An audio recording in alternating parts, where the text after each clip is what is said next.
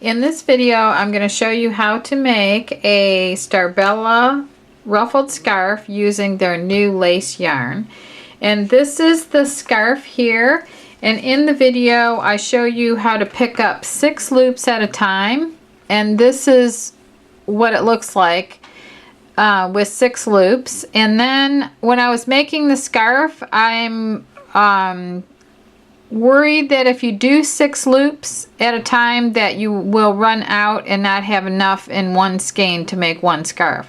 So I would recommend only picking up 5 loops. And in the video I'm going to show you how to pick up 6 loops. But instead I think it's a better idea to pick up 5 loops. And right here in this section is where I picked up 5 loops, and it's still very roughly. And every time you pick up your loops and take them off the hook, you need to go like this with this yarn to get this to, you know, fan out and be roughly. And right here is what it would look like with 4 loops. I was just experimenting when I was making the scarf.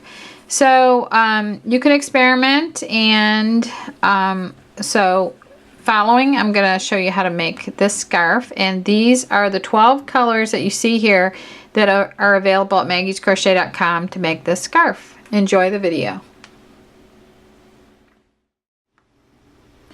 For this project, I'm going to use the Starbella lace ruffling yarn, and I'm going to use an F hook. There's a D hook that's recommended on the label, but this doesn't really have a gauge, so as long as you use a smaller hook, that's what matters.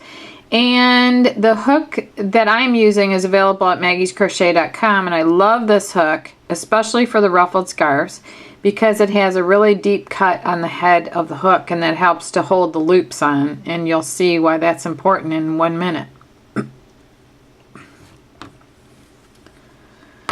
So to start, this is a pole skein, so I pulled this out from the center, and I'm going to open up my strand here, and I am going to fold over like the first 3 squares over the next 3 squares. So these 3 will be folded over the next 3 right here like that. And then I'm going to insert my hook from front to back in the first 2 squares, and then I'm going to go in the next one like that, and in the next one. And now I'm working on the individual squares. So I'm going to skip 2 squares and pick up the next one, and then skip 2 squares again and pick up the next one, and pick up 2 again. And then the very last loop that I pick up is the one that I'm going to hold down into the head of the hook like that. And I'm going to put my finger right here between that last loop I picked up and the rest of the loops. So my index finger will be on this side of it, and then I'm going to grab the other side of it with my thumb like this. And then I'm going to squeeze those together, and I'm going to turn the head of my hook down like that. And I'm going to pull that through the loops on the hook like that. So this is that very last loop that I picked up. So now I have a little bit of a ruffle starting. So now you always have to keep unwinding this.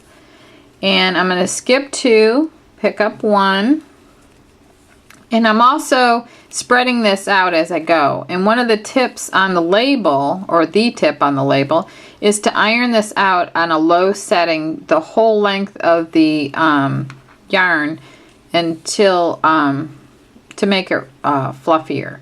But you could just spread it out, and I'm going to skip 2, go in the next one, skip 2, go in the next one, skip 2, go in the next one, skip 2, go in the next one. And now I have 1, 2, 3, 4, 5, 6. So I've picked up 5 new loops. And I don't really know how this is going to go yet, like how roughly I want it. But I'm going to pick up a couple more. So I'm going to skip these, pick up this. So now I picked up 6 new ones. and I'm going to go ahead and have that be the last one. I'm going to hold that down into the head of the hook like that. I'm going to put my index finger here. I'm going to grab the other side of the remaining loops with my thumb. So I've pinched these two together here. And I'm going to take the head of my hook and turn it down and bring that loop through the remaining loops on my hook like that. So there's the second ruffle. And then I'm going to skip 2, go on the third one, skip 2. You can experiment with this and go in every single one, but when you go in every one, it's going to be skinnier. It's going to be like this wide. And by skipping, you make it wider. You could go in every other one. You could go in every fourth one. Just have fun and experiment. And typically, crocheters do like to experiment with stuff. So,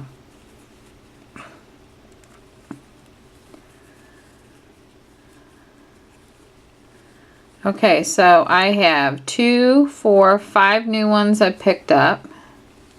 And look how twisted this is getting here. So sometimes you can take your yarn and roll it either towards you or away from you. I usually have to figure out which way it's going to unwind that. And then I'm flipping it like this to get it to unwind.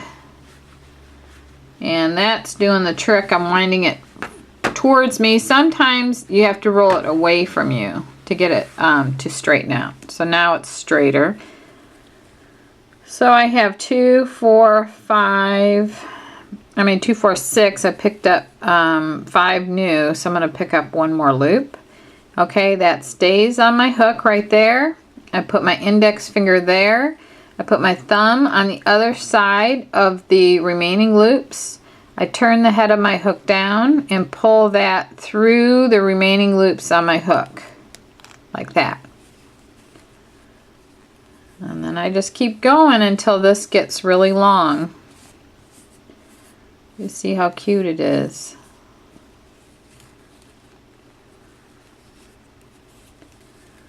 So I'm going to do this one more time. You spread these out. I'm going from front to back. So 1, 2, 3, 4, 5, and 6. I'm going to keep that last loop on my hook, put my index finger in here, my thumb on the other side. I'm going to turn the head of the hook down and bring that through the remaining loops on my hook. Now here I pulled through 2 loops, so an extra loop came through. So to figure out which loop needs to stay on the hook and which needs to come off of the hook, I will show you how to do that. So if I pull right here, I can see that it's pulling that top loop right there. So that's the loop that needs to stay on my hook. And then this loop here needs to go over that loop and come off like that. Okay, now another little tip. If you need to set this down and go cook dinner or something, all you have to do is get these stitch markers, and these are available at maggiescrochet.com, and you just put a stitch marker on there, and then you don't have to worry about this unraveling, because it will unravel really quick. So another thing you could use these for is that while you're working, you can lock your stitch there, go on and pick up your next 6 new loops, and then move that stitch marker up. I'll show you real quick. 1, 2, 3. I'll just pull off 3 for now. Let's say you went on to your next one. You could have that one in place to lock that stitch so it doesn't unravel. Especially when you're beginning, it might be a good idea. And then I'm going to pull through the remaining loops on my hook. And I've got this one locked, and I could work with 2 of these stitch markers. And let's say I wanted to mark this one. Then when I go on to the next one,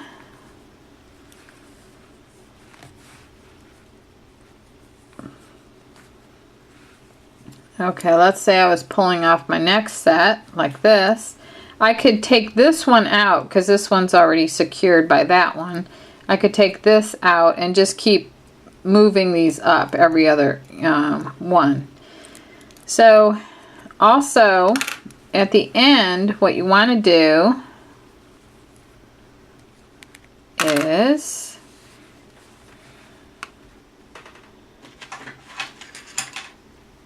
you want to, when you're at the very end of your scarf, you want to take this about 3 inches out right here and just cut the whole strand of yarn like that.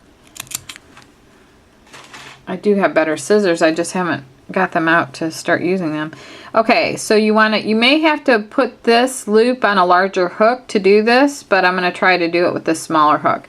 So you take the entire strand, this is the very last loop, you're down to the end of your scarf, and you take the whole strand of yarn and yarn over with it, and then pull the last loop through pull the strand through the last loop that's on your hook. This is going to be kind of hard here. Alright. I'm going to switch to a bigger hook because I've got a bunch here. Alright. Let me switch to this hook right here. This is a tulip Edamo hook, but I don't like using these for the ruffled scarves because you've got this stop here. So it's better to have a hook that that's got the full length of the hook available. Okay, so I've got a larger hook here. I'm gonna yarn over with the strand and I'm gonna pull that strand through the last loop on my hook like that. So that should be enough to lock it right there, but you may want to find this loop right here like that and then send it through that. Or if you want to, you could like hold this as a loop at the end and then bring that through there and make a knot. Like knot around that those last skipped boxes. Okay, so you can make a knot like this at the end. And then the ruffles will come down. You'll have more ruffles than what I have here. But you want to trim this a little bit. You don't want to trim it too short, but maybe trim it like that. And then the ruffles at the end will cover that up. So that's how you create a scarf using the Starbella lace yarn, and the yarn, the stitch markers, and the hook that I used are all available at maggiescrochet.com. And I hope you join us on Facebook, which is Maggie's Crochet, and visit our website. Thank you very much for watching.